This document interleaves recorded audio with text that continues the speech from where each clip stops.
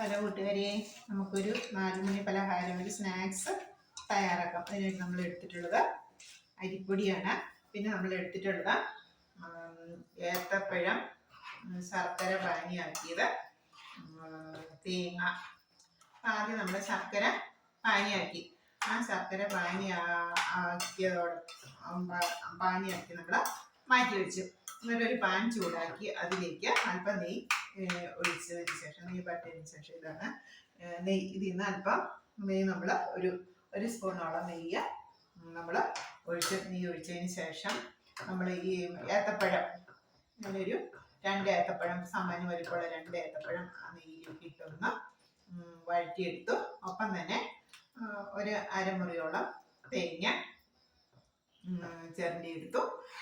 പഴവും തേങ്ങയും കൂടെ ഈ നെയ്യിൽ നന്നായിട്ട് ഒന്ന് വഴറ്റിയെടുത്ത് ആ സമയം നമ്മൾ ഒരു 50 ഗ്രാമോളം ശർക്കര നമ്മൾ പാനിയാക്കിയിരുന്നു. ആ പാനിയാക്കി അല്പം ഇത് വഴന്നു വന്നപ്പോഴത്തേക്കും പാനിയാക്കി വെച്ചിട്ടുള്ള ശർക്കര ഞാൻ ഈ പഴത്തിലേക്ക് ചേർത്ത് കൊടുത്തു. ഇനി അരിപ്പൊടിയാണ് എടുത്തിട്ടുള്ളത്. നമുക്ക് കുറച്ചായിട്ട് അരിപ്പൊടിയിലേക്ക് ഈ വഴറ്റിയെടുത്തിട്ടുള്ള പഴവും തേങ്ങയും ശർക്കര പാനിയും കൂടെ നമുക്ക് ചേർത്ത് കൊടുക്കാം. വളരെ എളുപ്പം നമുക്ക് തയ്യാറാക്കാൻ പറ്റുന്നതാണ്. ഏത്തപ്പഴമൊക്കെ തിന്നാൻ മടിയുള്ള കുട്ടികൾക്ക് നമുക്ക് വളരെ എളുപ്പത്തിൽ നമുക്ക് തയ്യാറാക്കി കൊടുക്കാവുന്ന ഒരു സ്നാക്സാണ്. 4 മണി പലഹാരമായിട്ട് നമുക്ക് ഉപയോഗിക്കാം. മധുരം കഴിഞ്ഞാൽ ഇതാണ്. അപ്പം അതിന് ചെറിയ ചൂടുണ്ട്. അപ്പം നമ്മൾ ഈ അരിപ്പൊടി, ഈ പഴവും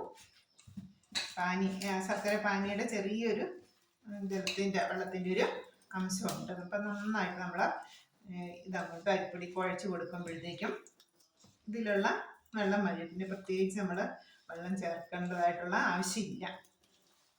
നമുക്കിതുകൊണ്ട് ഈ അരിപ്പൊടി നന്നായിട്ട് കുഴച്ചെടുക്കാനായിട്ട് പറ്റും. അപ്പോൾ ഇത് നമ്മളെടുത്തിട്ടുള്ള അരിപ്പൊടി എടുത്തു. പിന്നെ നമ്മളെടുത്ത ഏത്തപ്പഴവും തേങ്ങയും, ഏത്തപ്പഴം നടുവേ കീറിയിട്ട് 4ആയിട്ട് അരിഞ്ഞെടുത്തു. ഒരു അരമുറിക്ക് താഴെ തേങ്ങയും ചിരണ്ടിയെടുത്തു. അത് രണ്ടും നമ്മൾ ഈ പാനിൽ അല്പം നെയ്യ് പറ്റിയതിന് ശേഷം നമ്മൾ നന്നായിട്ട് വഴറ്റിയെടുത്തു. അപ്പോൾ നമ്മൾ മധുരത്തിന് ആവശ്യത്തിനുള്ള ശർക്കര പാനിയാക്കി മാറ്റി വെച്ചിട്ടുണ്ടായിരുന്നു. അപ്പം നമ്മളെല്ലാം ശർക്കര പാനിയാക്കി ഉപയോഗിക്കുന്നത്. കാരണം മാർക്കറ്റിൽ നിന്ന് വാങ്ങുന്ന ഈ ശർക്കര എല്ലാം മായം ചേർന്നാണല്ലോ. അതിലൊക്കെ കല്ലും എന്തെങ്കിലും പൊടികളൊക്കെ ഉണ്ടാകാൻ സാധ്യതയുണ്ടാവും. നമ്മൾ പാനിയാക്കി നമ്മൾ അരിച്ച് എടുത്തു. അത് സാമാന്യം ഒന്ന് തണുത്ത് വന്നപ്പോഴേക്കും നമുക്ക് കൈകൊണ്ട് കുഴയ്ക്കാൻ പാകത്തിന് സാമാന്യം ഒന്ന് തണുത്ത് വന്നപ്പോഴേക്കും നമ്മൾ ഇതിന് ചേരാൻ പാകത്തിനുള്ള അരിപ്പൊടി നമ്മൾ എടുത്തു വെച്ചു. പിന്നെ അരിപ്പൊടി കുഴയ്ക്കാനായിട്ട് നമ്മൾ പ്രത്യേകം വെള്ളം ചേർക്കേണ്ട യാതൊരു ആവശ്യമില്ല. കാരണം ഈ ശർക്കര പാനിയുടെ വെള്ളമുണ്ട്, പിന്നെ പഴത്തിൻ്റെ ഒരു വെള്ളമുണ്ട്, തേങ്ങയൊക്കെ പാനിയിലേക്കാണല്ലോ ഇടുന്നത്. അപ്പോൾ അതുകൊണ്ട് നമുക്ക് നന്നായിട്ട് അരിപ്പൊടി കുഴച്ചെടുക്കാനായിട്ട് സാധിക്കും. എന്നിട്ട് ആ കൂട്ട് വെച്ച് നമ്മൾ അരിപ്പൊടി നന്നായിട്ട് കുഴച്ചെടുക്കുന്നു. ഇനി നമ്മൾ സാധാ പരത്തിയെടുക്കുന്ന പോലെ നമുക്ക് ഇലയിൽ പരത്തി നമ്മുടെ ഇഡ്ഡലി ചെമ്പിൽ വെച്ച് നമുക്ക് പുഴുങ്ങിയെടുക്കാം. വളരെ എളുപ്പമാണ്. ഇതൊന്ന് കുഴച്ചെടുക്കുന്ന താമസം മാത്രമേ ഉള്ളൂ.